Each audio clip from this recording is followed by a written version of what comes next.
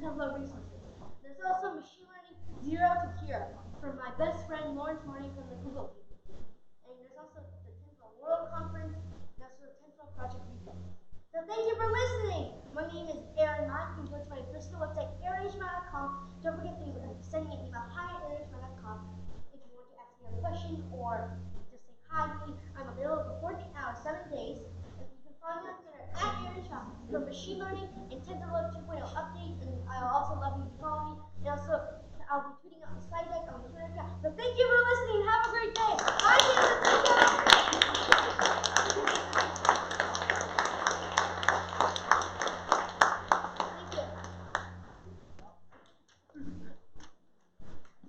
Take care. Oh, by the way, there's also some tentacle flag here if you want to get more tentacle flag. Yep. Okay, guys, next speaker is Chip. She's already here. She's been setting up. I think she's going to start that voting. She's going to be in some minutes. Okay.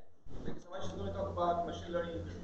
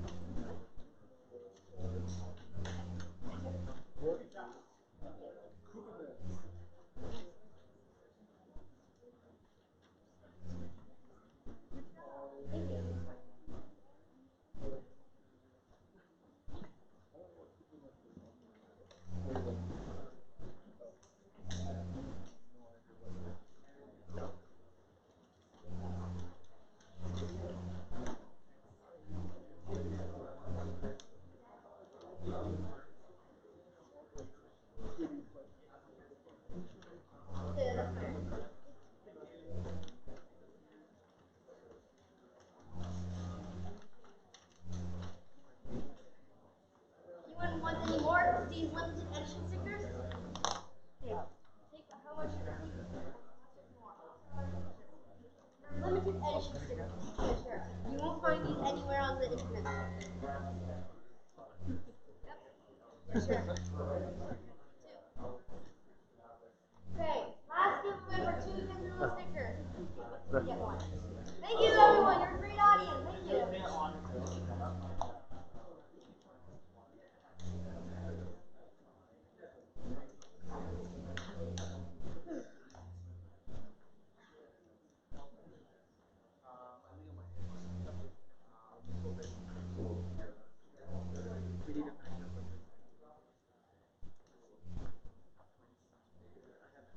You sure? Yeah. Okay.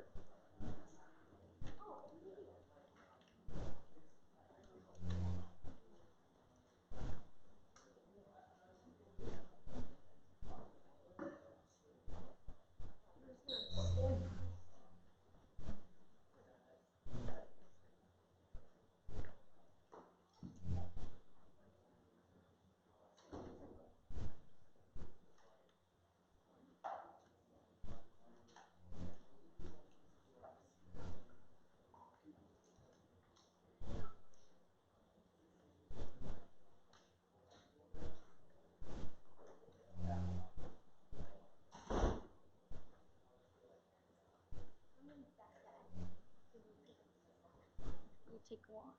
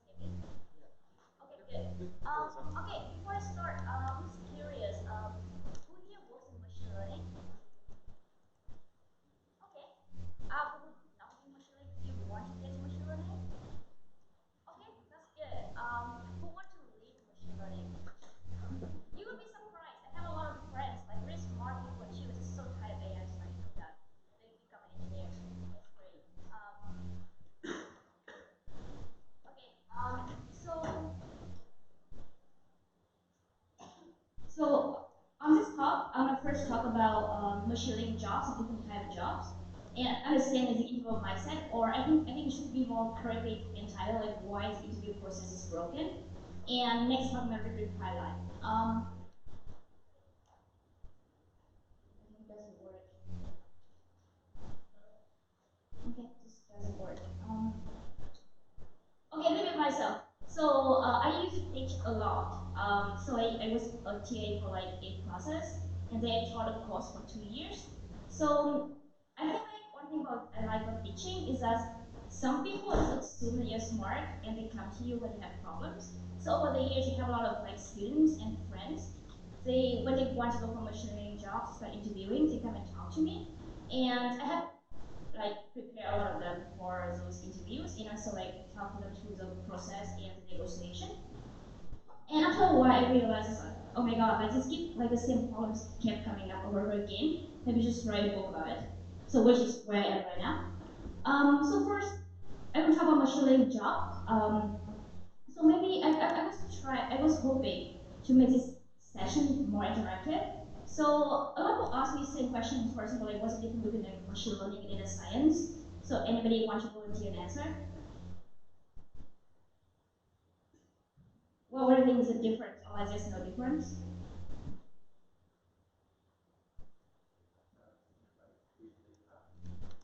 Sorry? Data science clean data?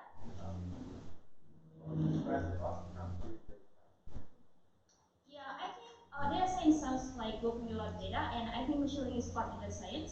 So the machine learning trying to make sense of data, like so people think of like data science like clean data, analyzing data, and machine learning also like providing like another layer of algorithms to help you work with data better.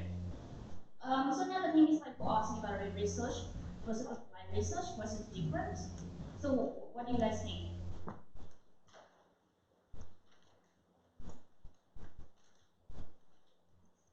Come on, guys. Do you guys work in mostly so for the working in machine learning? Do you guys work in research or applied research, or what is the role? Hmm? Yeah, I think just speak it out loud. It's fine.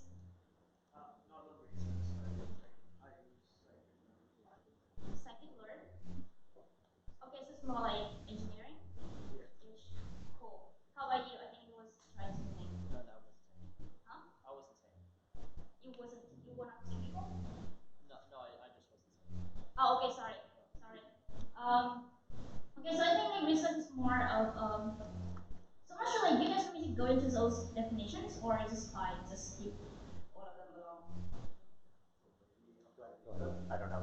Okay, so the research is more of trying to boost the barrier of knowledge. So it will try to understand the fundamentals behind things, and applied research tries to make those ideas work in production. So actually, looking at applied research. So our team is so our team, so I used to work in research, but then is realized that there's so the gap between research and production is huge. So in research, people don't really, first of all, in machine translation, people just like try to work on to get some really good state of the art results on some benchmark data sets, and then they don't really care how users feel like in production, like after you get a translation from the machines, you need to go through a processing process, and like they care a lot about like how much post editing that you need after the machine generate those. And in research, they don't really care. Or actually, I was at Netflix, and do you know we pretty know about the Netflix prize, like $1 billion for the winning team. And the winning algorithm was actually never used in production because it was like an ensemble. It was too complicated to put into production. So it's very common, like the research and my research is very different, but also like they are not exactly like they are not a clear difference, not a clear line, because in our other team, even though we do applied research, like we build systems that can work in production. In the process, we also come up with new algorithms and we also publish papers. So yeah, so and especially nowadays with a lot of like academics, like professors also have affiliations in industry. So a lot of professors also care more about like how to make the system work for like some certain products. Another thing that another question that often comes ask me like what even is a machine learning engineer? What do they do? So this role really so some if you look at some like job posts by like Google, DeepMind, Facebook, they all have this role. like they're research scientists and they're research engineer, machine engineer. So some people like debate on what they even mean. So those general differences that so research is a researcher, somebody who come up with new ideas. Then engineers are the people who help them like actualize those ideas using engineering skills. There's a joke that researchers don't know how to code, and that's why we would use Python. And we need some people like with really good engineering skills to build like very elaborate systems, complex systems. Um, but it's not really clear, right? Because for example, OpenAI is not really also like this. So like I talked about OpenAI and they say that like engineers also come up with new ideas and they can force idea if it work if it sounds reasonable then everyone works on it. And if you see some recent papers and researchers and engineers also like usually become for like co-authors, co-first authors, and it's very common as well. And also machine learning at big companies are very different from machine learning at startups. They're really different. So we work with a lot of clients, people who use our product, and they come to us and were like, we would like to do what like big research labs are doing, like DeepMind, OpenAI, and it was like, no, you don't. It's extremely expensive. So first of all, this is for Ampastar systems. It was the cost, the training cost was estimated at like $26 million, and it doesn't even include the talent that DeepMind can afford, and most people like can't afford this kind of talents. And so we've already heard about like how much training machine learning systems is so expensive, and of course the regular farm out there training to like tens of thousands of machines, and most companies like cannot afford it. Um, so yeah, so and another thing is because big companies have resources and they can afford specialists. So they're very smart thing and they want to focus on it, they become really good at it. Whereas a startup, they really want somebody who can do a lot of things because a startup you can't really predict what you need to get done. So when you talk to like startups, it is like, yeah, we don't really want it. That specialist sounds really good, but they can't they do this and that at the same time. It's like specialists can't really do it. Um, and also in big companies, it's a very standardized process. So when at big companies, you have to hire a lot of people. So they need a process streamlined enough and general enough to be applied to different places. So it's hard to have an exception for the hiring. But a startup is make a process as they go. So like if you meet somebody who's really good, they can adopt the process to that person instead of like making the person go through a standardized process. Also, we talk about like accounting companies, and I realize they also have very different outlook for when they hire for senior and junior roles. But for senior roles, they want people with the skills and expertise and experience. But for junior roles, a lot of companies told me that they care more about whether the person has an attitude, the right attitude to fit in the company and can learn and to work with the rest of the team.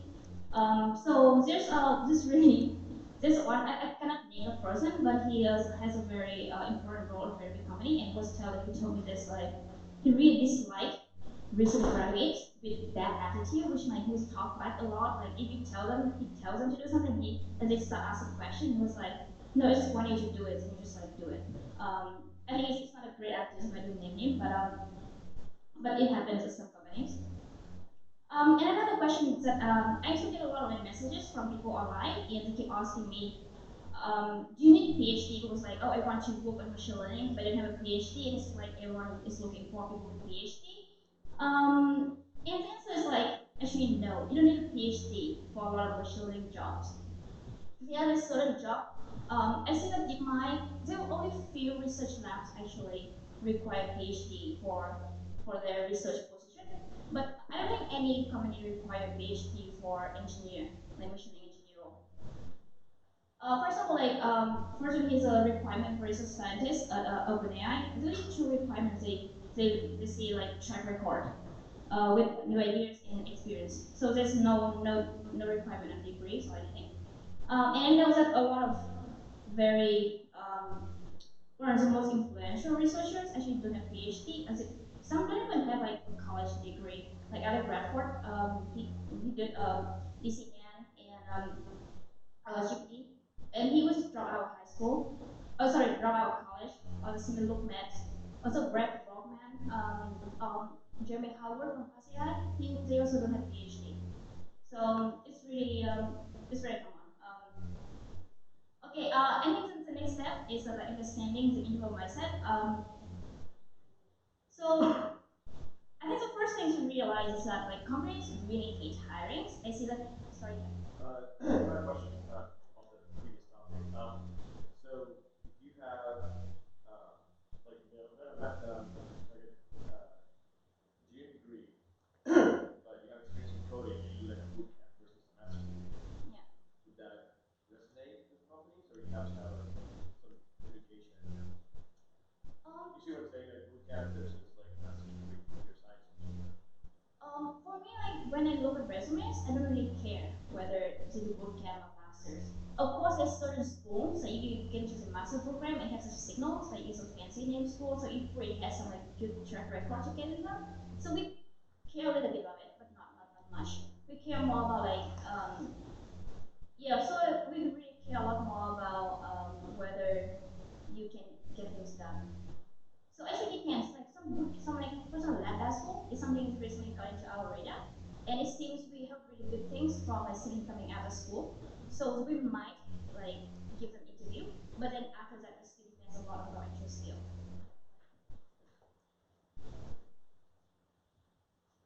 So yeah, so candidates, people tell me that they really hate job search interviewing, and it's true for companies. It's really expensive for companies.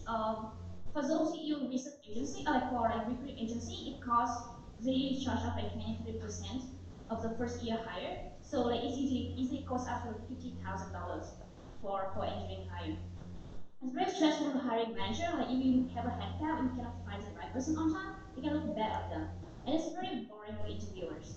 Like I don't think anybody really like interview candidates. So like companies they say that they want to hire the best people, which is not true. So companies want to hire the best people that like within the time and money constraints. For example, like if they have two candidates, candidate A can do like 90% of the job and take 2 weeks to hire for like $10,000. And candidate B maybe can do like 95% of the job, but it takes 6 months to hire and like $50,000. They probably go with candidate A. So it really depends a lot on, and companies are totally fine with not having the best people. They say, okay, as long as they can have like reasonable amount of people who can do like okay job, with a okay talent. So it things that like when companies hire, people expect them to know what they're hiring for. And the truth is like most companies actually don't. So there's a lot of advice on online like from VCs and experienced CEOs who say like companies startups should only hire people when they are desperately need you, which means that when you know for sure like they need a person. But because hiring is so stressful and competitive, especially in the Bay Area, if a company wait until last minute to hire, they will not go to hire the person. So they started hiring very early on. So I talked to another VC and she told me that like she advised startup to start hiring when they know that 50% sure that they need that person. So they don't even know like what they want the candidate to do or they even need the person in the future. So so usually, like what happens is that when a recruiter asks them for job description, they probably come up with something very generic, trying to catch things that think the person might be able to might need to do. So job description actually for reference purpose only, and don't really like don't let it stop you. Like if you think that if you don't if it finds that you don't really have all the requirements or something, this is totally fine. You should just reach out to them. And another thing is that like most recruiters cannot evaluate technical skills. Like unless a recruiter is very super strong technical like an engineer, they probably cannot look at the code and say, oh wow, that code really blows me away. They can't. So that's why they rely on very weak signals and some of the signals of like previous employers or degrees. So actually previous employers actually means a lot more than schools. I was expecting like people if they see people from so if the recruiters if they find something see like what used to work at Google or Facebook, they say, oh that person passed the interview process at Google or Facebook, then that person must be good. Whereas it's not true for like if you go to Stanford or MIT, it means a lot less. People don't really care about fancy schools that much. They look into awards paper, the GitHub and Kaggle competitions. So people often tell me that like if a lot of companies have a coding challenge or like code technical phone screen, and they say like if a candidate, if they think that a candidate has a reasonable coding skill by just like GitHub repos or have one convention before, they're okay to fast track through it because of the system time. And also they care a lot about referrals. We're gonna go into referrals a little bit later. And the next thing is that, like actually most interviewers are bad. Most interviews you encounter. So what happened usually is that like you guys can relate accounts of company as well, right? Are you guys so who is working right now? So you guys like who are not working? Are you guys students? Okay. So like if you start working, you're gonna realize that you join a company. It might be a recently out of college. You join a company. You're gonna shadow like a couple of interviews, and you're on your own to off interview people. So you might only have like a few weeks of experience more than the people you're interviewing. So people with like very and there's no standardized process, training process. There are like few companies I know that have like an actual training camp for interviewers. Apple is one of them, and I think it's a really good as they are doing that. So most of you know you enter a group where you have no idea what they are doing, and they will just like think of what is a good questions, but actually a lot of them are bad questions. Um, and another is that so the problem with the interviewers is that an interviewer can only evaluate the skills that they actually know. So first of all, like if the interviewer have a very so if you're really good at some at math, and the interviewer doesn't know math very well, the interviewer will never really evaluate your deep understanding of math. So, like, if you know like A, B, C, D, and the interviewer all know like E, F, G, H, they put it out loud because of interviewer put like things that you don't really know or this stuff, whereas you have a completely different skill set. Not skill set, but different like knowledge skills area from the interviewers. Also, I think it's really important to stress that like interview outcome depends a lot on like there's so many random variables that can affect the outcome. Like the interviewer can have a bad day, you can have a bad day. Like they don't have the same knowledge area as you, or just don't even know like how to interview or assess skills. So I just hope that like I keep telling people who interview that don't let it get you down. A rejection is not a reflection of your self worth. And some companies know that too. So it's a common practice for companies to re-interview people after a year. For example, my friends like they got rejected from Google, and a year later Google was like, hey, you want to interview again? So it's very normal. Um, and okay, so do you have any questions about that? Yeah. So is it a good idea if your in-depth knowledge exceeds that of your interviewer? Is it fine for you to then like maybe teach them something, or would that be seen as showboating and not a good idea? Oh, that's a good question. So I think one thing you notice is that nobody wants to be told that they're stupid. So I have a candidate to say like told to the interviewers that like you're wrong, this is right. I think this is a good way to approach it, but you can also gen maybe.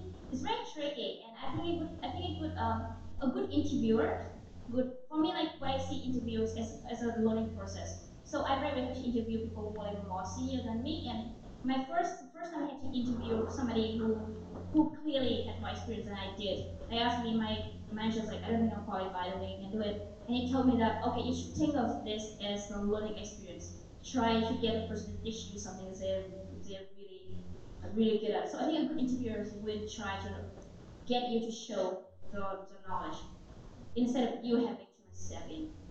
And yeah, and also like there's a warning sign for candidates. Like if you see red flags from companies that like so interviewers actually have no idea what they're talking about and they're so very defensive, then they probably don't have a very good hiring pipeline, which means that they probably don't get to hire very good people. So this might be a factor when you decide whether it's the offer or not.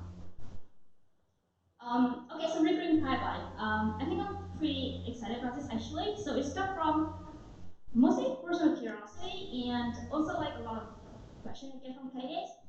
They really want to know the offer, like on-site to offer ratio for different companies. First of all, so like if you get an on-site interview, what's the chance of you getting an actual offer? So how many will go on-site in an offer from the company?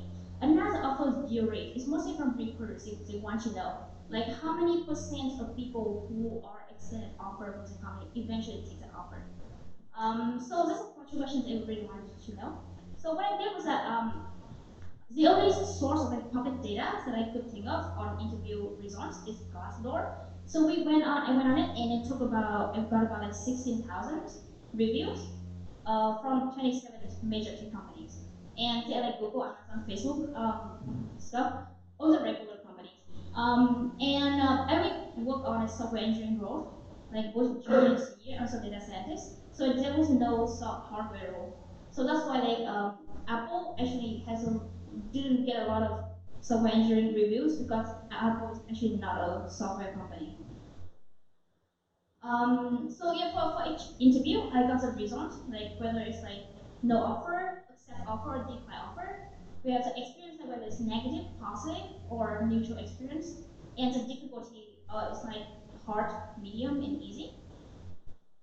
So before we continue, I just want to say that like there are a lot of biases in those reviews. Like only few people actually leave any reviews online, and I also realized that people who get offers are more likely to put reviews than those who don't. And also like those reviews actually very easily compelled by either a very good or bad experience. And also some companies like Salesforce, like after a candidate gets an offer, they actually encourage a candidate like after a candidate accepts an offer, they encourage the candidate to go and put a review, which would also might steal the offers you rate a little bit. So, but it was like because of even though there are a lot of biases, I think that like if the biases persist through the entire like own companies, then they still useful to compare across companies.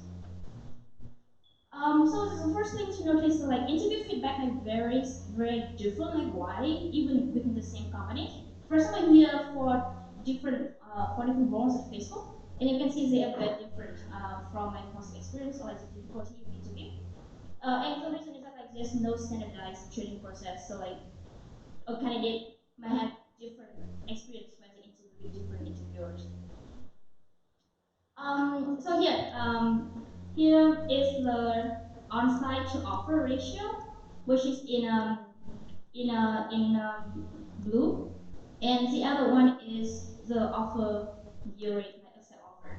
Um, so I started to check with some recruiters, and they told me that the offer on-site to offer is actually about a few percentage higher than the actual one.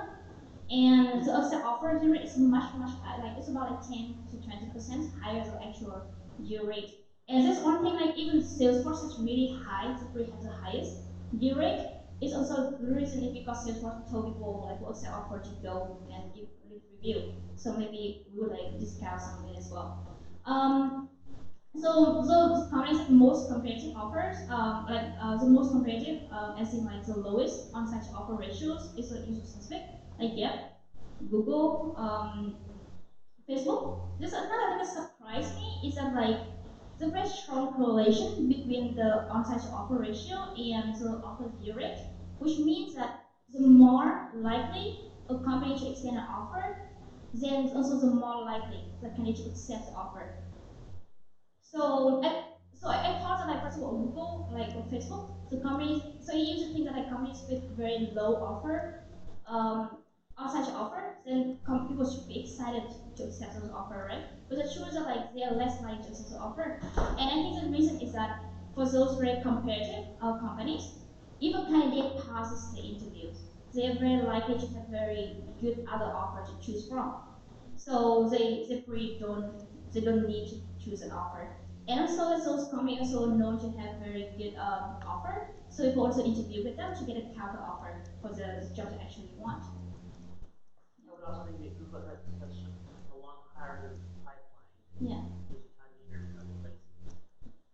Not like offer positions No, that's true. So because so you're saying that like the Google has a very long hiring process, so you can take up to like I think my process was taking 2 months, but other people took like 4 to 6 months. So by the time they got the results and really got the road set offer somewhere else. Um, Another thing that's very alarming is how companies source the candidates. So if you look at this, so I look at the four sources like referrals, recruiter reaching out directly, and campus recruiting and online recruiting. So you would imagine that Online recruiting means that anyone can submit the application online. And here's a percentage of people who are interviewed who submitted the application through online.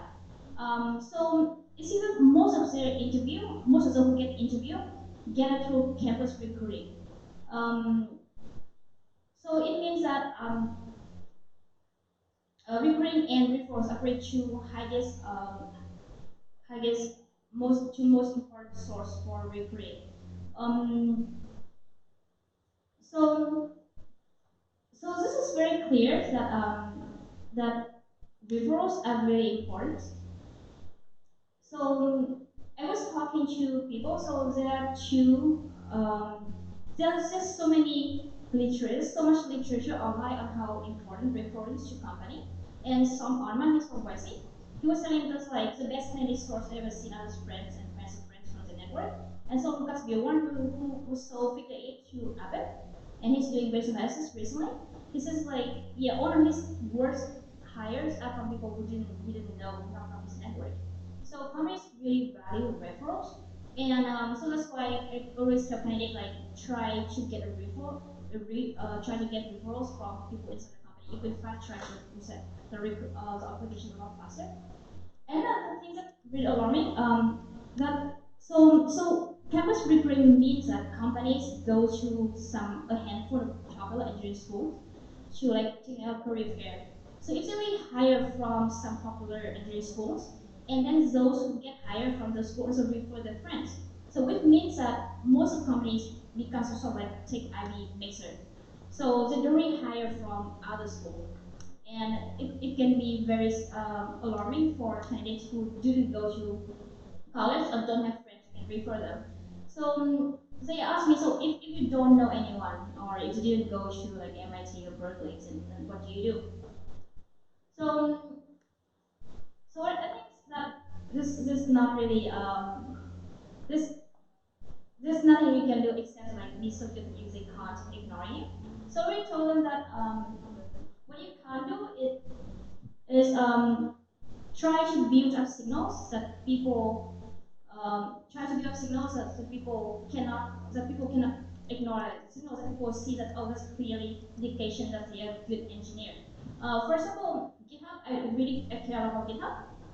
So when I look at a candidate and I see that they have very good code on GitHub, then I can just reach out to them as well. Or so what's really well, so I used to contribute to this open source project, and I saw this a pull request from somebody. When I went through this pull request, like oh wow, he made really thoughtful pull request. He clearly has a very good coding style, and he cared a lot about his code. So I just emailed him like, hey, are you looking for a job? And he was looking for a job, and so it was good. I also care a lot about like technical recommendations.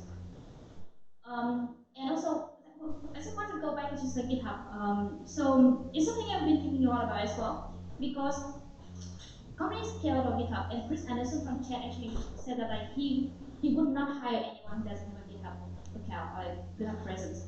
But the problem is that when I look into the gender ratio of GitHub, it's only about like 5% of contributors are women.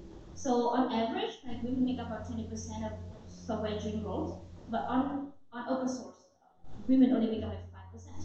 So if companies only look into open source, actually hurt female candidates. So it was something I've been trying to understand, like why is it women don't contribute as much to open source as other regular like paid software. If somebody has an idea like why is the reason, then I could really be happy to hear about it. Um, and so another thing is that so recruiters, a lot of candidates also source through recruiters, as in like recruiters reach out to you. So if you can build up online presence, like through like technical, in-depth technical blogs, or contribute to like you write papers, if you even like this workshop at conferences is also really helpful because so many companies hire through conferences. So okay, and another thing is about so I look into like the percentage of like positive and negative experience, and I saw that like on Glassdoor, like 60% of candidates reported a positive experience from the interview process. And I thought like, wow, it's so sometimes the interview process, the recruiting process is not as broken as everyone thought. But then I realized it's not really the case because so people will report on Glassdoor are those who get interviews already. So it means that most people who don't even get interviewed will not leave reviews on Glassdoor. So for these people, they probably don't have a positive experience. And also like 60% positive experience is not really that good. And of course, if you look at the year rate, then candidates with negative experience are much less likely to accept offer. So like those with positive experience, like accept offer with about 80% of the time, whereas those with negative experience only accept offer like 1/3 of the time. So it is very important for companies to look into Kind of a strange question, but do employers care about the age of the applicant? the age. Yeah. So by law, they can't. Yeah. Agreed, but Yeah. So I noticed like I have heard about cases when recruiters try to book as an age through the EU graduate. So that's only one indication they can use. But companies they can't. So like if you suspect that companies like discriminate against you based on your age, then you can report them. yeah. No, no. Um, also, you're just saying about Gerald whether like Yeah, I people mean, hire, it's like, yeah. you know, people trying to hire like a junior engineer and see somebody that's So basically older, right? I mean, who they say I'd rather pay lower salary to for like a younger kid out of college versus somebody that has experience in a industry or whatever.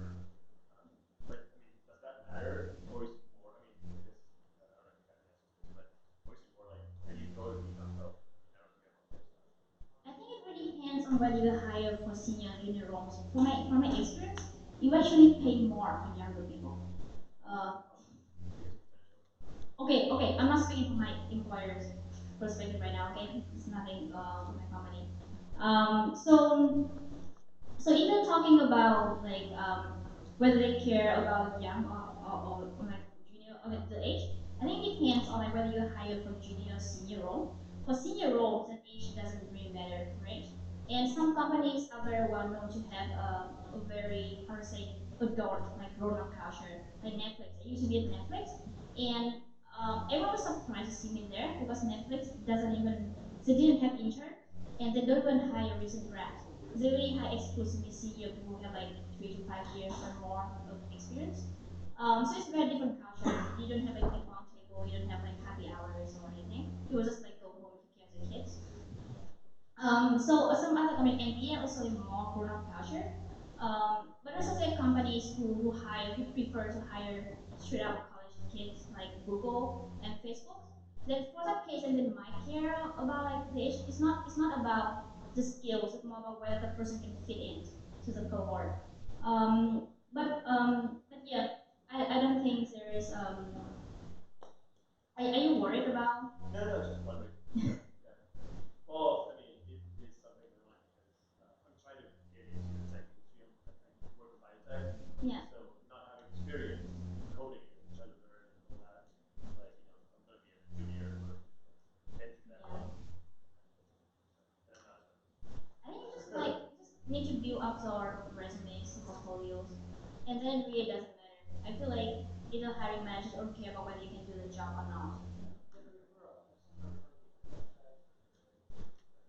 I feel like you're saying this is sarcasm.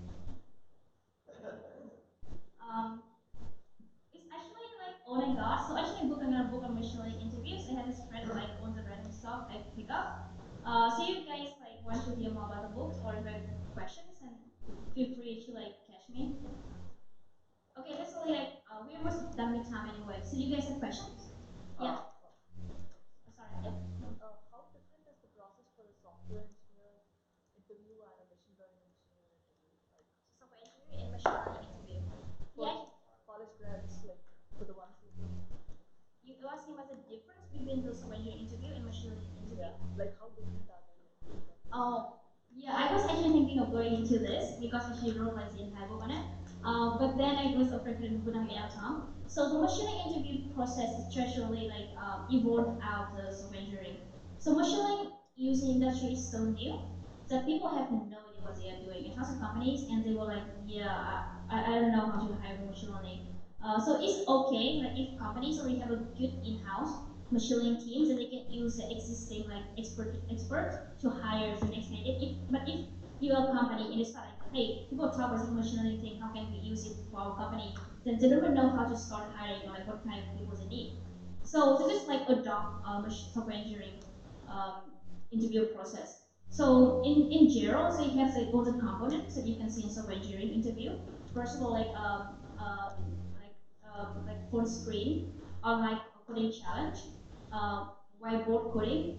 Just though I'm trying to discourage companies from doing like recruiters from doing that. Why?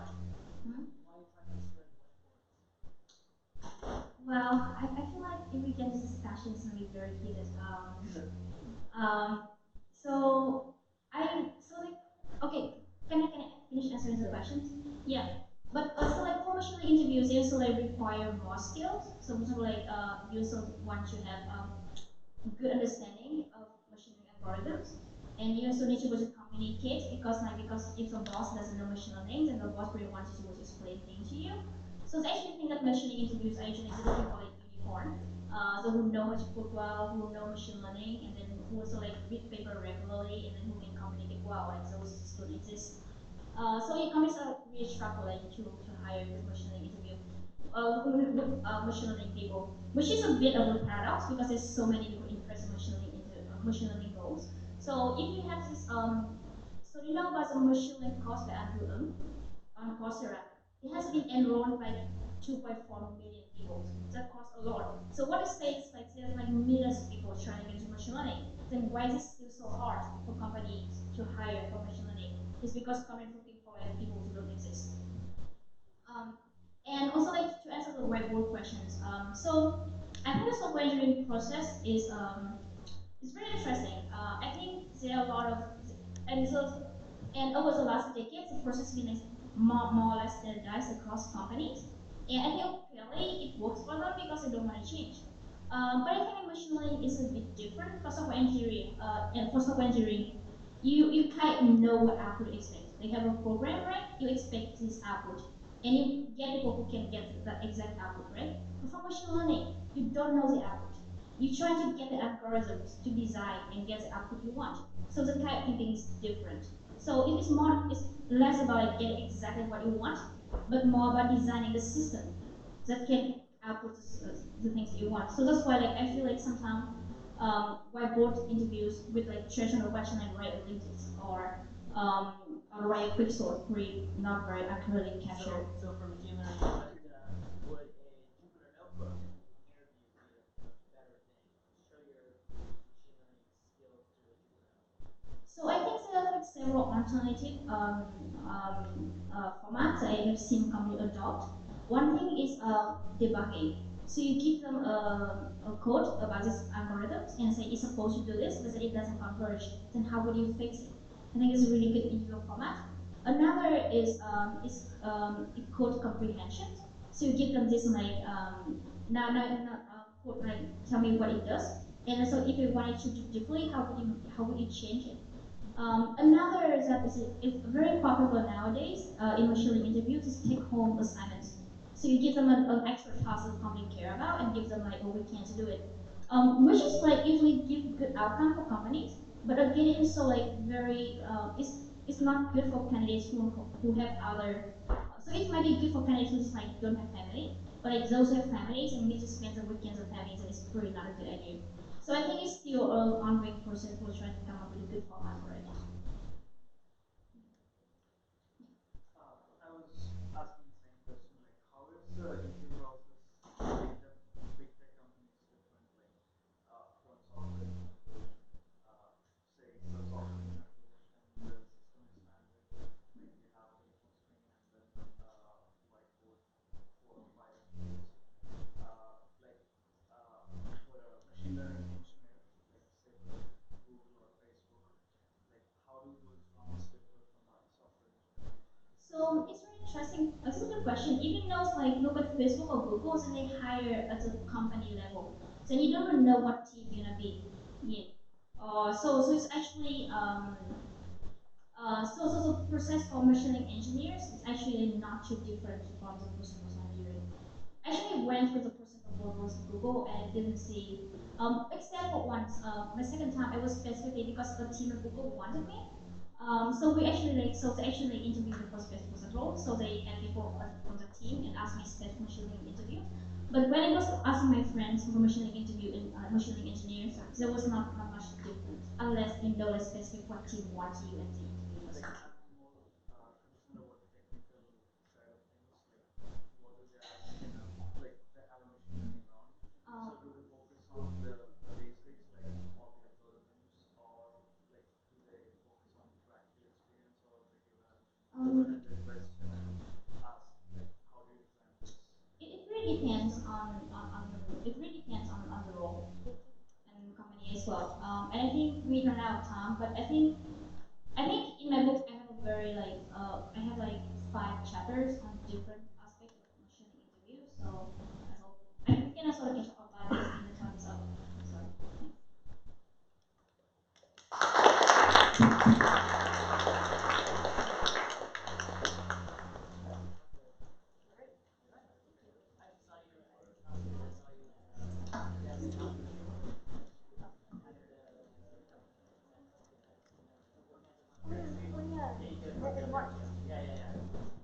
Thank you guys. Next.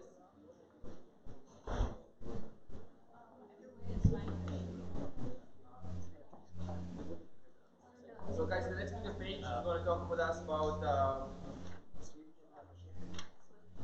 Swift potential flow. We're going to give you guys a couple minutes to relax, and we'll start in like around 11:25. Okay?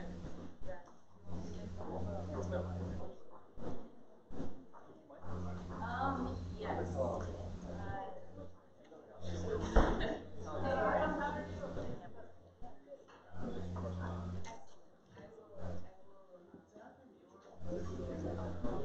Looks different from that.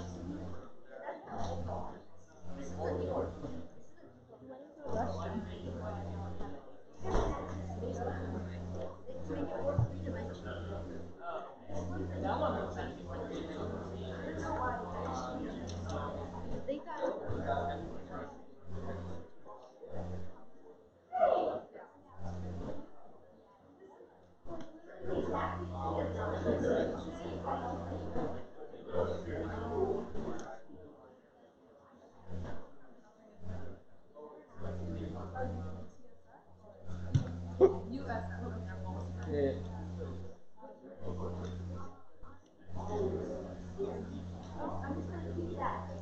Yeah.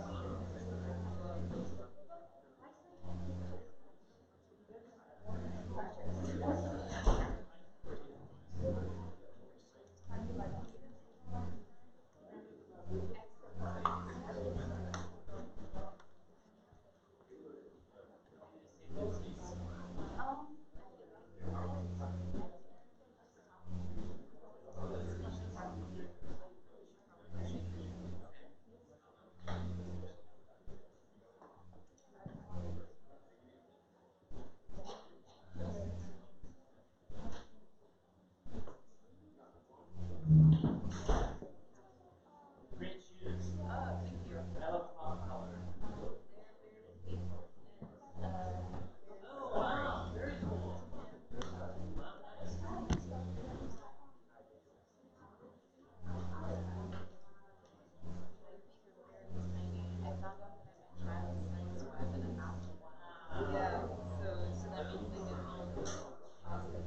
Wow. Cheaper too or no?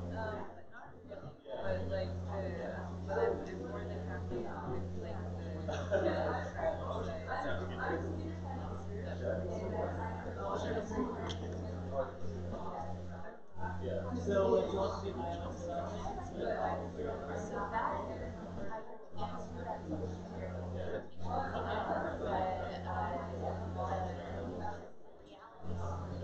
Yeah, so it's not.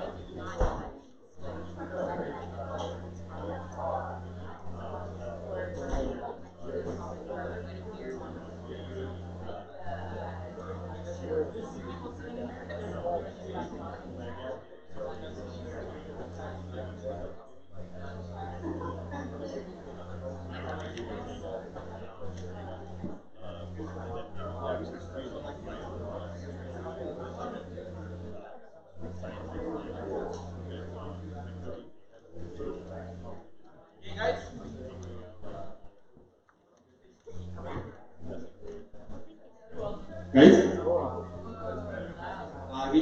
Please give some applause for Paige. She's going to talk about the sleep for TensorFlow. Okay? Awesome, thank you. So hello everyone. I bet Swift is the last thing that you thought you would be hearing about at a Google conference, but this hopefully will be useful, and it's certainly a project that we're really excited about on the TensorFlow team. So first off, who am I? I'm a person who does things with machine learning periodically. I'm also dynamic with Paige pretty much everywhere else on the internet. And webpage at google.com if you'd like to send me an email immediately after the presentation if you have questions. I've had a little over a decade of experience doing machine learning, mostly in a hands-on capacity. I started off when it was just called research, doing NASA projects, specifically in lunar ultraviolet, and then working for Chevron before leaving the oil and gas industry and joining Microsoft as a software engineer in the office of the Azure CTO. I came to Google in November of last year to work on TensorFlow. Started off in DevRel and ended up working as a product manager for Swift for TensorFlow. So just recently made the transition and I'm really excited about it. So first off, what is Swift for TensorFlow and why would it be useful in particular for deep learning, especially since most of you probably have experience with it in the context of Mac or iOS development? And then also, how can you get started? So if you want to learn how to use Swift, where would you go about finding additional resources for it, specifically for machine learning? So there's really been an explosion of use cases for ML in the last several years, right? So used to, if you were talking to people about the work that they were doing, they were probably engineers that were building out production pipelines.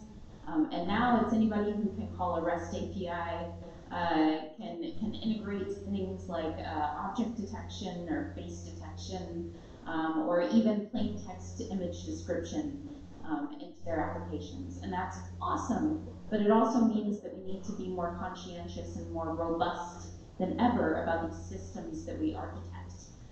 It also means that even though AI is being used in a variety of ways, it's usually the same applications applied over and over and over again. So image classification, object detection, etc., those are really well understood problems.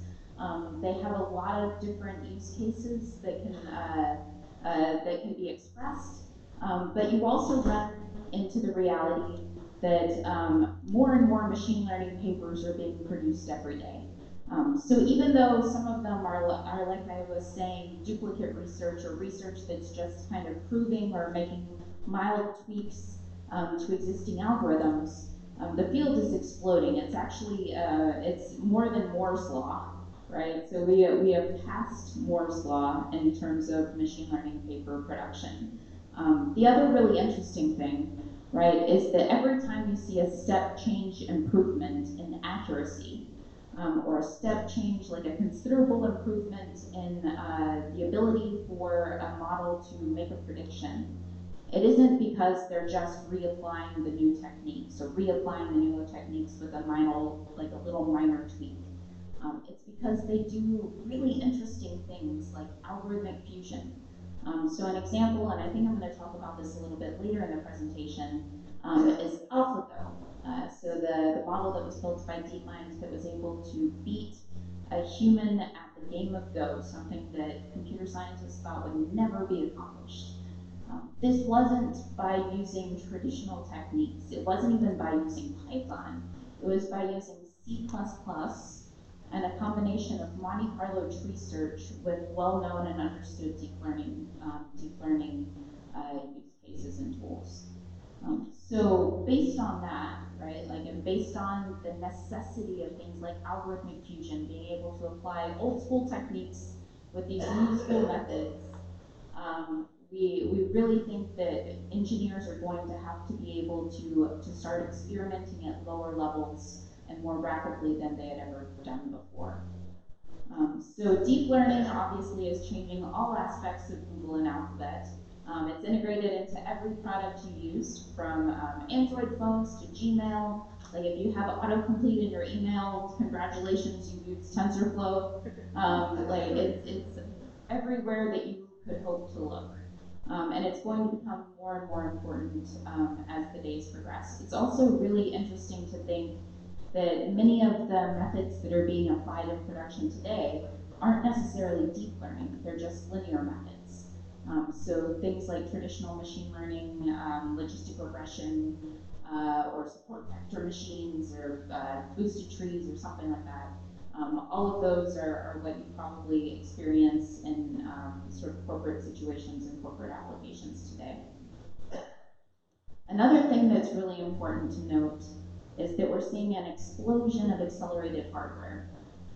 So historically, you had CPUs, which are great for sequential processing. You had GPUs, which are great for being able to parallelize tasks that are similar and run them simultaneously, all at the same time, and hopefully get a result in a more expedient way.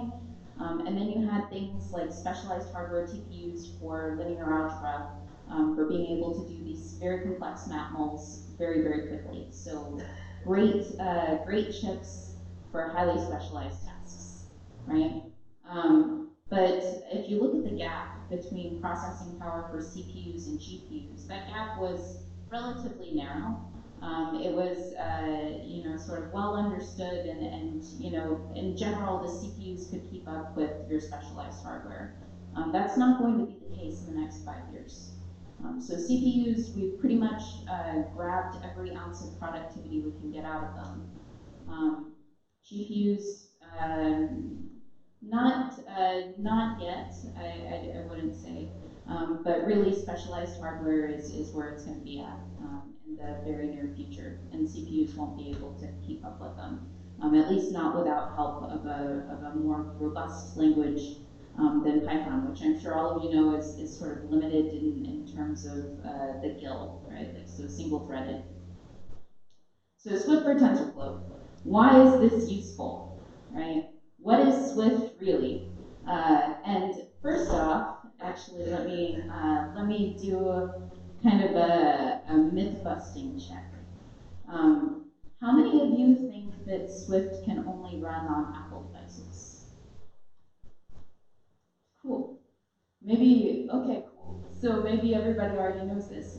The cool thing is that Swift can run anywhere C++ can go.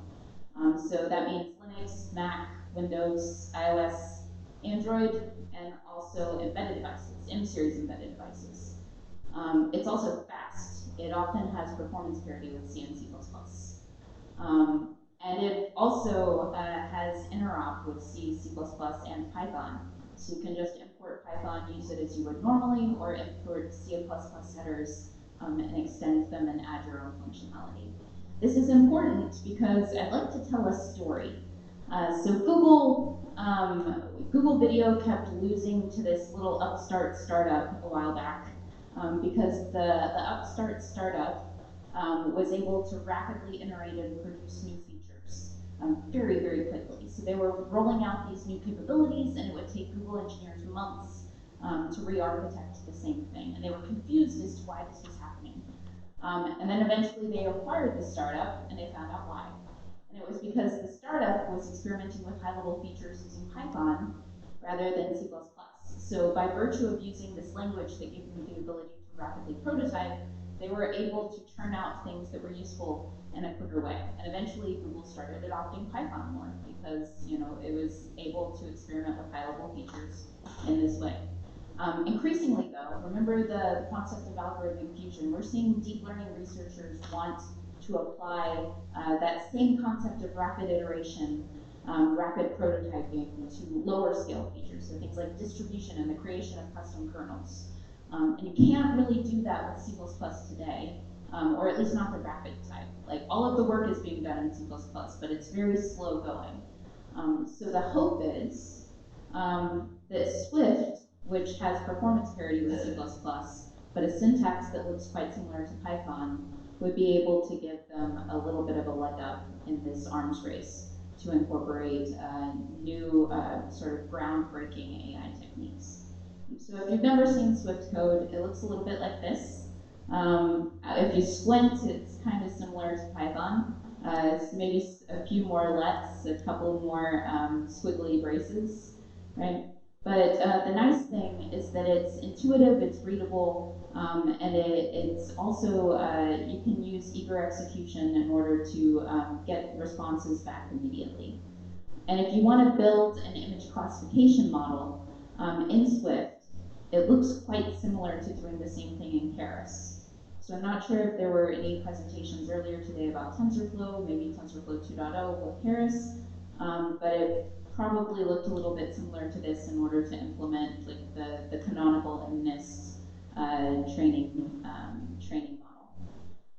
And if you wanted to apply sort of customized techniques, a good thing is that we're integrating machine learning concepts directly into the Swift programming language.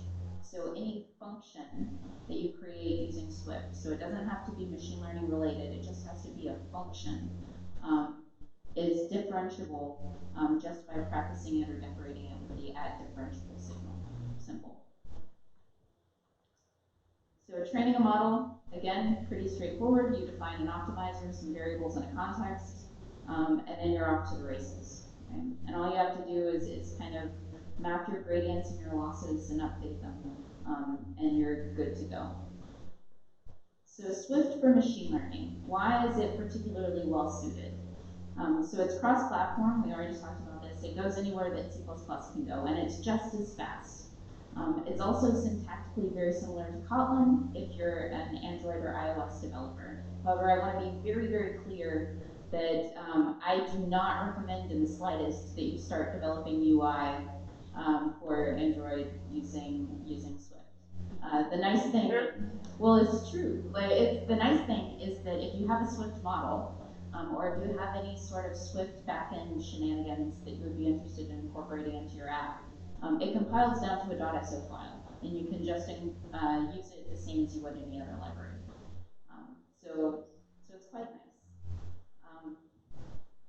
We also have typed APIs, which means that you get really great insight into developer tooling, static detection of errors, things like semantic-aware autocomplete. And if you're a software engineer, it feels a lot friendlier than attempting Python. We're also directly integrating with something called MLIR. So how many of you have heard of MLIR? Okay, one hand. Cool. So I get to tell you a thing. So MLIR. Chris Latner, who is the creator of Swift, he also created LLVM and parts of Clang. He was at Apple for quite some time. Now he works on the TensorFlow team, and his primary projects are MLIR and Swift for TensorFlow. MLIR is addressing the need of this explosion of hardware, right? So I mentioned before we have TPUs, we have FPGAs, we have all sorts of other like domain-specific custom accelerators, but also all of those mobile phones that you have in your pockets. Each one of them has specialized chip architecture and specialized hardware that if you're developing for, it's really, really hard to understand immediately, like if I have an op, will it run on every single Android device? Including the older ones, so the ones that might have been built, several years ago and wouldn't have necessarily the GPU or accelerated hardware.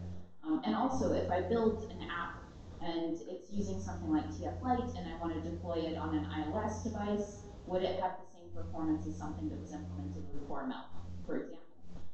So all of these things are problems, right? Like you end up in these situations where you have a deep learning engineer that builds a model, it's in Python, or in whatever language they're happy with, and then they're like, I would like to deploy this to all of my customers. And so if you have an Android app that you want to serve it in, you have to sort of package it up in a saved model, export it to a TF Lite flat buffer, and then stick it on the device. If you want to use the same model in your iOS app, you probably convert it to a saved model, or you use CoreML tools, and then you do the same sort of process to deploy it. And then you might have it on a server, and again, it would be a saved model, and in some capacity, you would have to do data processing for each one of those, probably in like a deployment target specific language. So if it was Android, it would probably be Java or Kotlin. If it was iOS, it would probably be Objective-C or Swift. If it was the server, it would be whatever you want to use on your server. And all of this is a pain in the butt to try to manage. It's also a pain because your developer experience is different for each one of those deployment targets. And also, you might build a model and not know if some of the ops in the model would be able to execute on whatever device you've deployed it to. So it might be that those ops would just be punted back to the CPU, or it might be that the model would just fail silently and not be able to be used. So all of that is a problem, and it's especially a problem for Google because every time we have a new TPU chip that we come out with, or every time we come out with a new phone, we have to do a lot of hard coding to make sure that those deployment targets are supported with machine learning models, but also code in general. So MLIR, what it does is it's kind of the next layer, the next step on top of LLVM, but it gives compilers the ability to understand precisely which ops can be run on each kind of hardware. If they can be accelerated or if they can be fused, they'll have that happen automatically. And if they can't, they'll be punted back to the CPU. So what does that mean? What does that mean in practice, right? As my computer falls asleep. What that means in practice is that you would be able to code something in scikit-learn, or you would be able to code it in PyTorch or TensorFlow with Keras or ML.NET or IndexNet or whatever the heck you want to use. You would deploy it. You could deploy it anywhere. And all of the ops that could be accelerated on whatever deployment target you select would be accelerated. So think about that for a second. Like scikit-learn right now, it only supports CPU. You would be able to run it on TPUs. And if it could be parallelized and accelerated, it would be.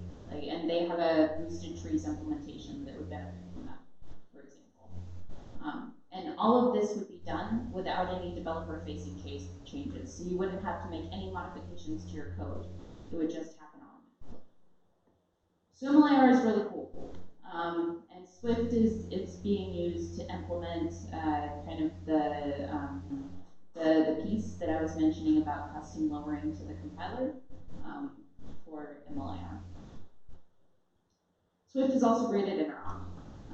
So there are no wrappers for C or C++ headers. You just import it and then you can call it. If you want to use Python, you can also import Python and then use it as the same way that you would in a Python IDE, just with lets instead of defining variables by themselves. The nice thing about that is that if you have a historic code base that's very heavy in C or C++ or Objective-C or Python, you can make incremental and phased transitions to using Swift. So you don't have to rewrite substantial code bases, you can just import it and use it. For differentiable programming, this is something that we're really, really passionate about, actually integrating machine learning concepts into the language itself. We're doing that with custom derivatives, user-defined types, and making it flexible wherever you need it, including language-integrated autodiff, which gives you usability, flexibility, customizability, and that's the differentiable concept that I was mentioning before. This is also being upstreamed to the main Swift programming language, as opposed to just the Swift or TensorFlow implementation. So any app that you built would be afforded with this use. For performance, it's speedy. You're able to have multiple threads, performance parity with C or C++, and also since Chris is kind of a compiler nerd, which is great for me, but also I know it's intimidating at times. The language has features that make it directly sort of directly optimized by compiler level processes. We've also been partnering with people in the Python ecosystem. So, for example, how many of you have heard of Jeremy Howard or FastAI? How many of you have heard of FastAI? More hands. Cool. Okay, sweet. So FastAI was created by Jeremy Howard, who kind of famously was a TensorFlow person, and then he was like, no, TensorFlow isn't fast enough. I'm going to go use PyTorch. And then he built FastAI on top of PyTorch and created an amazing curriculum around it to help teach students machine learning concepts and to help them kind of deploy machine learning in their workplace projects or just personal projects. So Jeremy Howard, after a bit, started noticing that gap between CPU and accelerated hardware that I was mentioning before, and he completely re-implemented FastAI on top of Swift. So future iterations of this course will not be in Python, but they will be using Swift with FastAI, his implementation of it. And all of the curriculum from the original FastAI courses, so all, I think, 18 Colab notebooks, or Jupyter notebooks rather, are available on his GitHub for you to use and to look at and to learn. I already mentioned AlphaGo, and it's how it's a combination of 3 different technologies. With Python, it's really, really difficult to get all of these to work together in a performant way. The team was actually not able to get TensorFlow, the Python version, to support the techniques that they were using for this particular implementation. And so they had to drop into C++. But we've been able to substantially re-implement the AlphaGo 0 algorithm using Swift, and the performance is identical to the C++ implementation. We've also worked with DeepMind on something called OpenSpiel. It's an open source reinforcement learning collaboration, a collection of algorithms that you can go and play with, including tools for visualization and also for evaluation. We're also exploring sort of interesting new use cases, and there will be more about this very, very soon. On-device training is becoming increasingly important. So what does that mean? That means, so for example, if you have a cell phone like Pixel, you have an automatic brightness recommendation that gets created. There might be a base model that's trained on a server somewhere. It gets deployed to your device whenever you have the operating system installed on it. But then it would want to fine-tune to your specific preferences without having the data leave device, right? So instead of having the data that you're using to say like, oh, it's 7 p.m., Paige opens up her Kindle, the ambient light around her is pretty dark, she'll probably turn down the screen brightness. Being able to learn those user-defined behaviors for specific types of day, specific apps, specific room brightness, all of that needs to be done on device. And right now, the solution for it is kind of custom code, but like I said, be on the lookout for an open source announcement pretty soon. You also have things like Nest devices, so ambient temperature things that would benefit from the same sort of generalized concept, right? That you have user-specific settings that would be great to be learned and have the data stay on device as opposed to being pinged out to a server somewhere. And developer tooling. So how do you use all of these things? Nice bit is that if we're talking about Python, if we're talking about Swift, all of the tools that you love are still capable of supporting your Swift efforts. So you can use Colab notebooks, you can import matplotlib to visualize process for your models. We also have SwiftPlot, which is a Swift language visualization library if you prefer not to use Python. And all of this is supported in Colab notebooks or in Jupyter notebooks. So Swift, just in case like there's any confusion, Swift runs in Jupyter notebooks in exactly the same way as you would run Python. We also have Visual Studio Code support. So again, all of the things that I mentioned that are extremely, extremely useful if you're coming from software engineering. Semantic aware autocomplete, being able to jump to definition, being able to define breakpoints, etc. All of these things are kind of usable within Visual Studio Code, as well as Xcode and all the other Apple products. So future directions. AutoDiff, complete. Mobile and embedded devices, I mentioned. Default generic arguments, C++ interop has landed. concurrency, so implementing a single weight, and also ownership. And we strongly recommend contributions and collaborations. We have open design meetings every Friday at 9 a.m. Pacific time, and an open mailing list if you would like to contribute design docs. And if you want to get started, tensorflow.org/Swift. We're also on GitHub, github.com/tensorflow/Swift. Yes, collab notebooks are available there. And yeah, so if you'd like to stay informed, join our Google group. You can learn more at the link that I just mentioned, as well as Jeremy Howard's Fast AI notebooks. And you can also contribute and poke around in the code base on TensorFlow Swift. Thank you so much.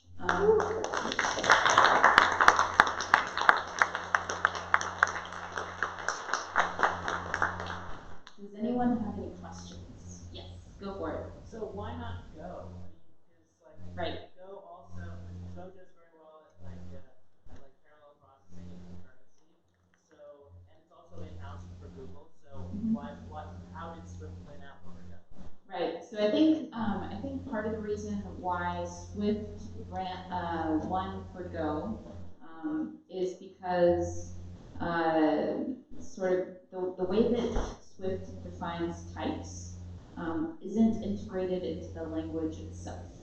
So you can define things like custom types, which is highly important for specialized hardware. So bfloat 16 is what we use for TensorFlow or for TPUs, rather.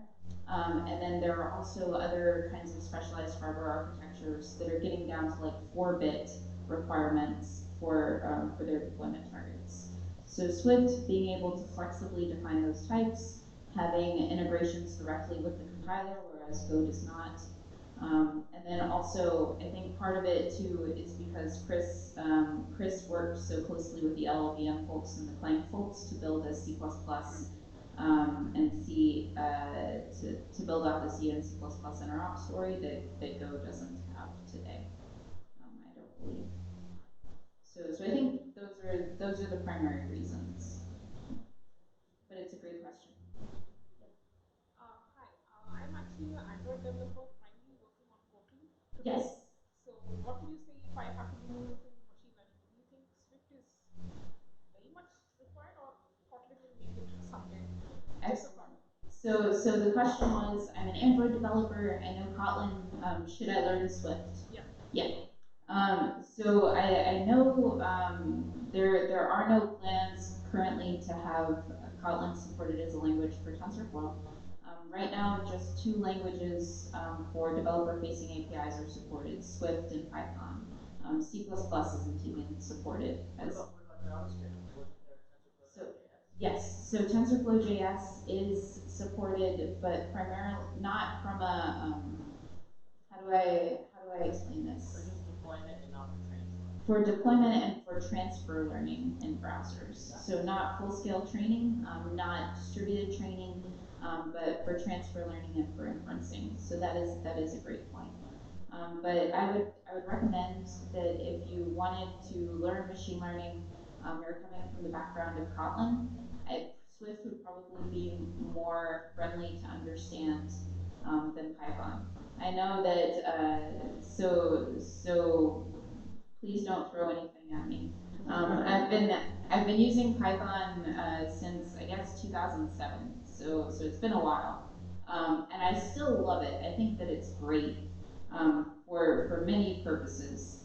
But also, if you use Python seriously, you start to hate Python really quickly. Like it is very difficult to like if you're doing software engineering, it's very difficult to deploy something serious and scalable using just Python. You're probably going to have a lot of glue language implemented in something like C++ or Java. So I learned Python, I learned BASIC first, and then I learned Python, and then I learned C and C++. Coming back from a typed language is very hard. Even with the lovely new features that Python 3 has added for typing, it's basically a workaround around type systems. Yes? So I have a question.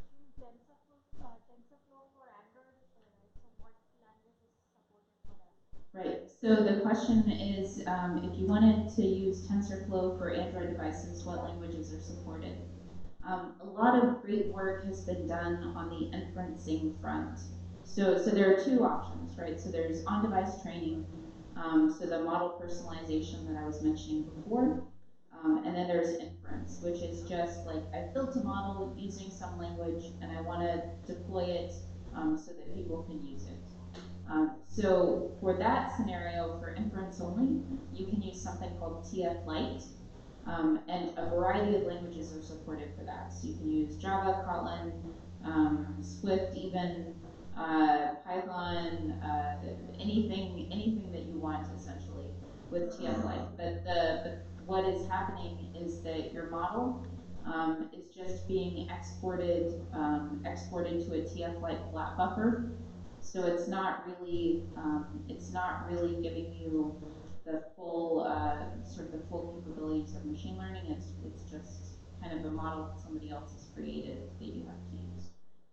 Yes. Have you used the Coral, and would you recommend it for learners? Yes. So the question is, have I used Coral and would I recommend it for learners?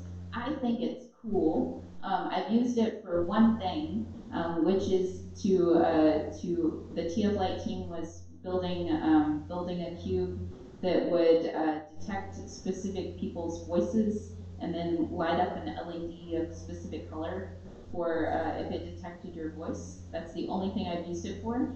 But I thought it was certainly interesting.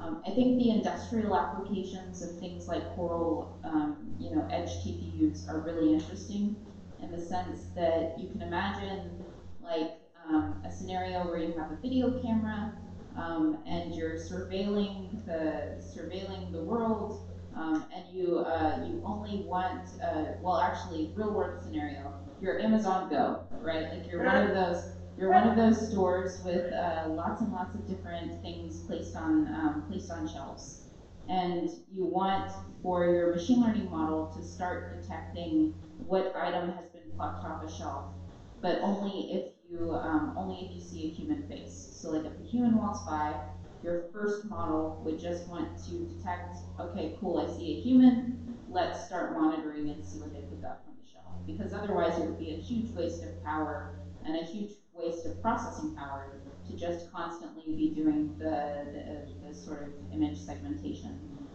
for those things. So I think Coral would be extremely useful for those cases, and for things where you would need to operate outside of the realm of Wi-Fi. Cool. Yes. It's going to sound like maybe it's not. Let me try to fix it. I think things would work on Windows. When did that change? That's a great question, and that doesn't sound nitpicky at all. So the question is, I didn't think Swift worked on Windows. When did that change? And it's because this is going to sound bad too. I knew it worked on Linux. No, it works on Windows, but it's all due to the valiant efforts of this guy named Salim who works at Facebook. And I know him. I can't pronounce his full name, but even when I see him in real life, I'm like, hey, comp nerd, because that's his GitHub handle. Comp nerd. Yeah. And it's also, like, I think it's his website name too, but he's awesome. Like, he is a champion of the human being. And he's responsible for getting Swift to work on Windows. And he works at Facebook, which is like, so it's like the Facebook, Google, and some Microsoft people are getting Apple's language to work for machine learning. It's awesome. You're welcome. Yeah. Yes. Yes. Has Swift been upgraded to TensorFlow 2.0? That is a great question, Aaron. And so Swift, the Swift for TensorFlow implementation is updated for TensorFlow 2.0. So if you download it from GitHub using the installation instructions, it will bundle it all up for you, so you don't have to worry about downloading TensorFlow 2.0 separately. Yeah. Cool. Any other questions? I'm all that's standing between you and lunch, I think. Cool. Awesome. And as again, feel feel free to reach out if you have any questions. I'm dynamic webpage everywhere on the internet and webpage at google.com. If you have email questions, because I hear web pages do pretty well at Google.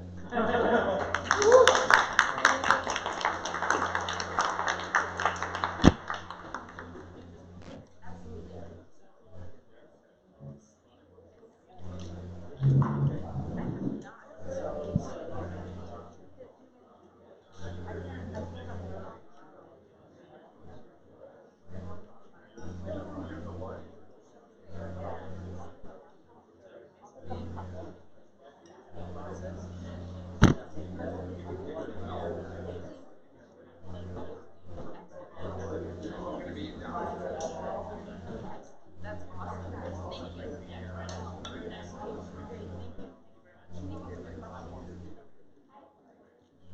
Thank you.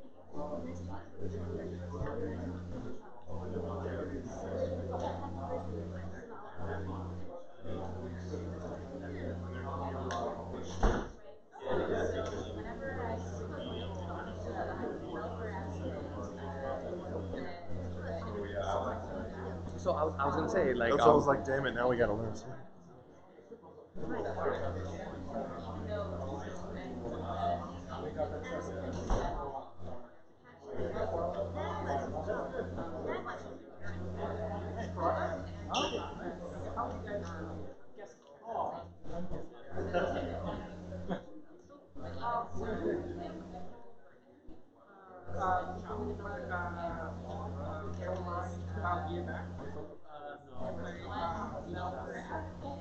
I saw personally.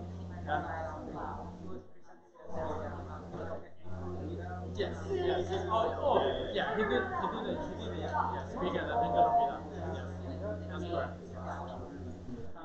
I first saw him there. Yeah. Yeah, that was earlier this year, I think sometime in March. There's been a while. Yeah. I just want to comment back to you that I think he's growing a little bit. Yes. Yeah, for sure. Thanks. If you're interested on I think he's probably gonna go. Oh, thank you. Yeah, you're probably gonna see him more in particular conferences.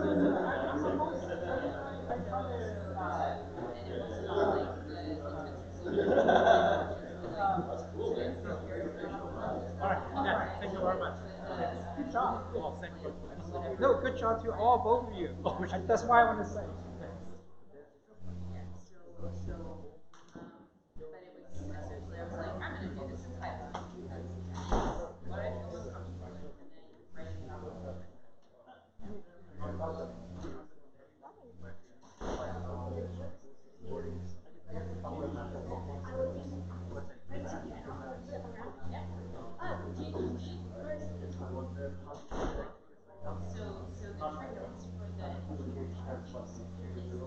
Okay, hey, you're looking at me right now. Yep.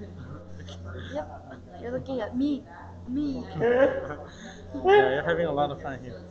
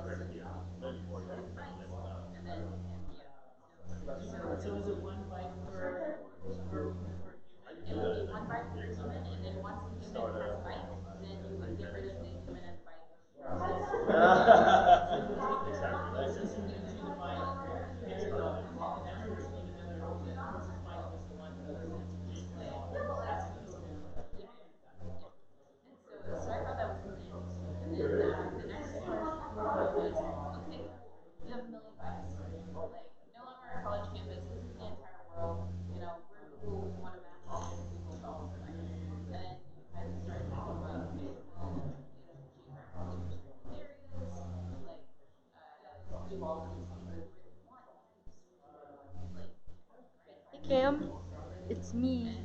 And so that was the next event. And you probably provide servers. But most of the important software engineering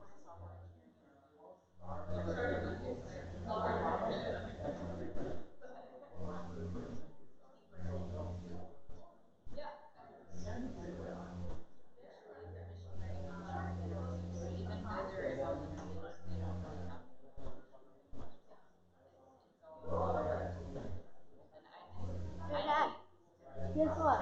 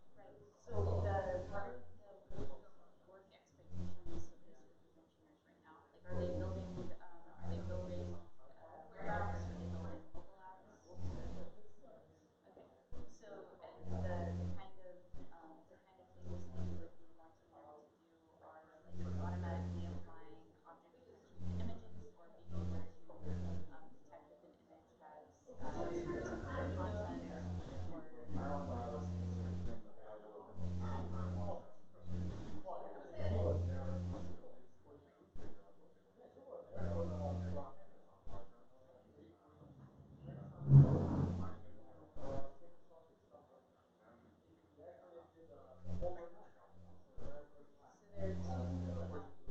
modules that we potentially use for free to get better in their needs. So one of them, Lawrence Martin did deep learning.ai specialization for them. And it's at the end of the course, you learn a series of courses you go to. Is that on Udacity? So the one that's on Udacity, that's the one that I did with my colleague Magnus. So we have two complete curriculums for TensorFlow. One is on Udacity and one is on Deep Learning AI. And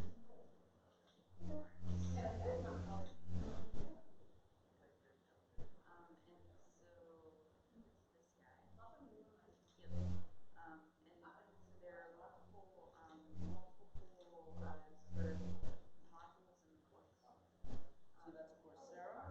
Yes, but so it's under Deep Learning AI, but it's served via Coursera. Okay. Because Deep Learning AI is Android and stuff. Coursera is. What was the name of the gentleman teaching it? Lawrence Moran. Are you a soccer fan? Yep, he is from Wales. So he has a really awesome. I love that. Great accent. Really Sweet. and then there's also and then I think there are even more modules. Yep. So there are many more.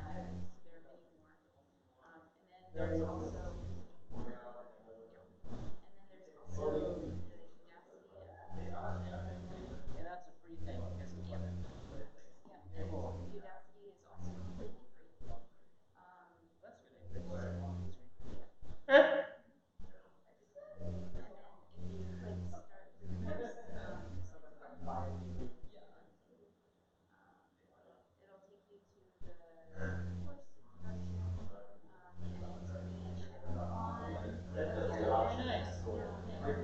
It'll take you to the course introduction, Nice. You can watch them. That's what I was doing. Now we're gonna go on. And then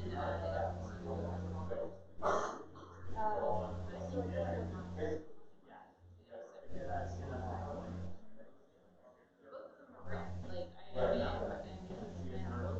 They're different curriculum. So both can be used.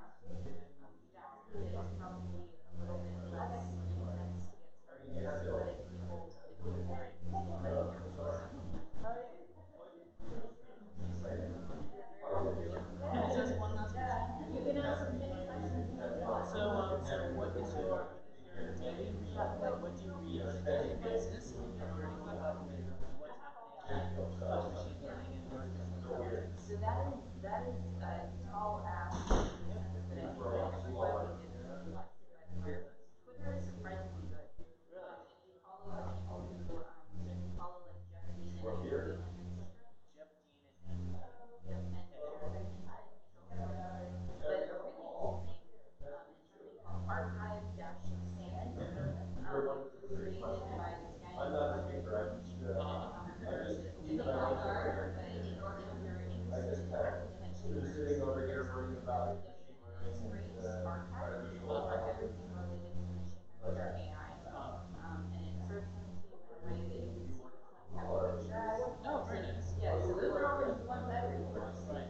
And also by different fields. And are there any podcasts you can listen to? Podcasts. So I think there's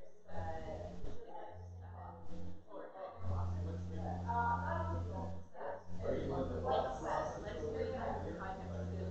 I'm really excited to see where you find Let's read. Let's Read it.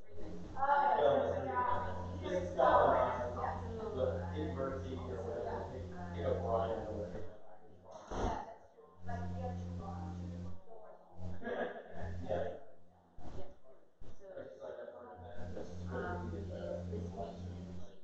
Oh, nice. That's a fun little acronym. Yep, and they bring in people from all over. There's Marcus Sternberg. Nice. Have you been to the seminars that they have down at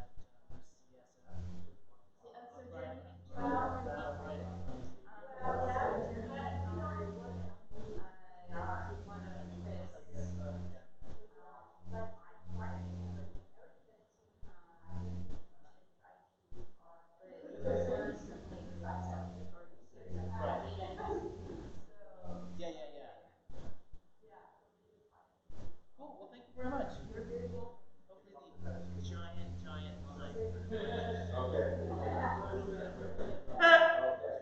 Not yet?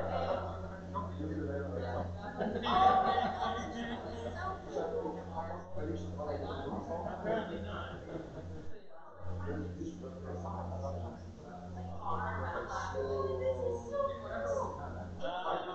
It's a trebuchet. I mean, they have that entire like round thing. Yeah, yeah. So like I came to like a thing to your office last week, and you had to sign in your name and did you RSVP, right? It's pretty simple, but like there was a huge line. And it's like, do you have a sample piece of paper? And it's like, oh, that's all it took. It's just like one piece of paper, everyone backed it up. Suddenly, two pieces of paper, you don't put your foot, and it's fine. Yeah. Great.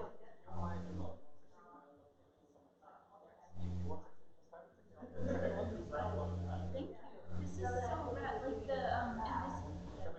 Yes, absolutely. And so thank you. I'm so excited to know that you're coming to the world as well. Like and it's in Santa Clara in October, like the end of October. I also want to show you. So my first Kickstarter project that I helped with.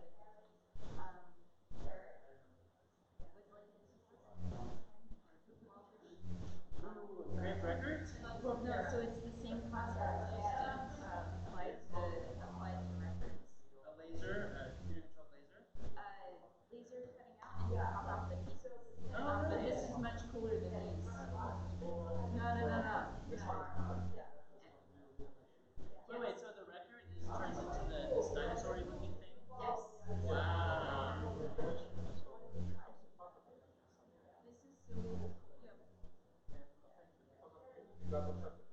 is so cool.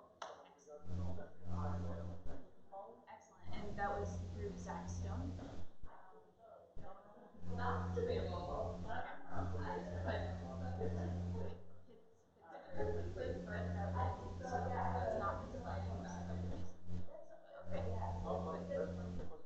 Yep.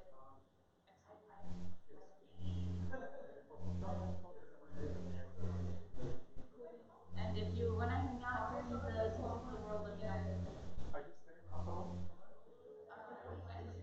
me know. One of my friends, this Friday was her last day as an intern.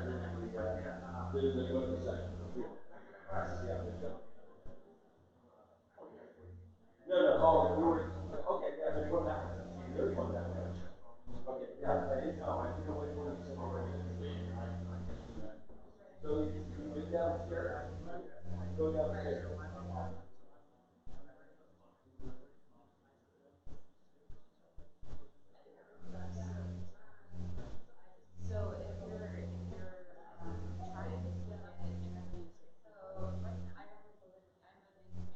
And if you already know Python and you're wanting to get through interviews, like use Python to build up your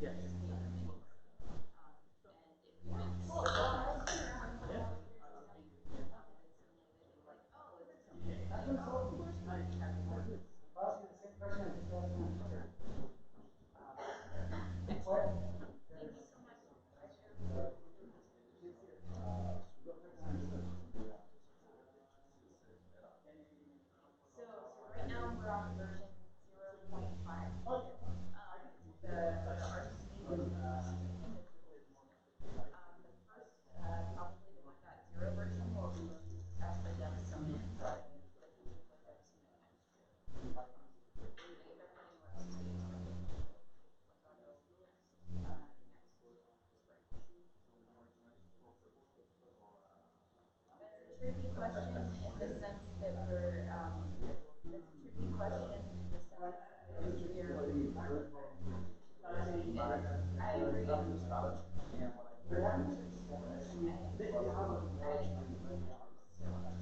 So I will tell you that we're about to start using it in production right now. I cannot say more than that. But we're about to start using it in a very big way. Google production. However, if I had had Zero, I would not want to use it as a conflict that I had like Steam Dynamics. So if I was you, I would not use Zero. In terms of especially if you're going to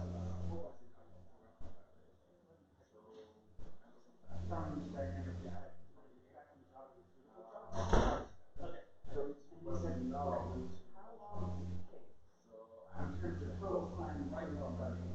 like distributed systems.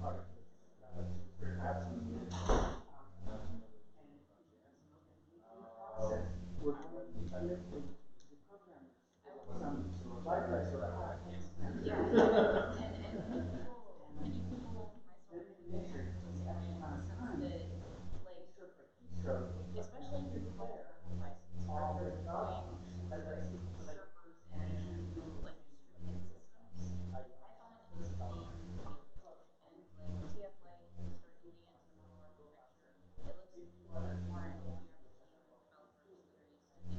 whatever, or Swift. And so having a language that's like a grown-up programming language that you can use for tons of work, I think is important. So I would say, like, if you have people on your team who already understand Swift right now, like giving them, like pointing them towards Jerome Howard's FastAI talk, just because again, there are like 18 of them, and they teach you everything you need to know about machine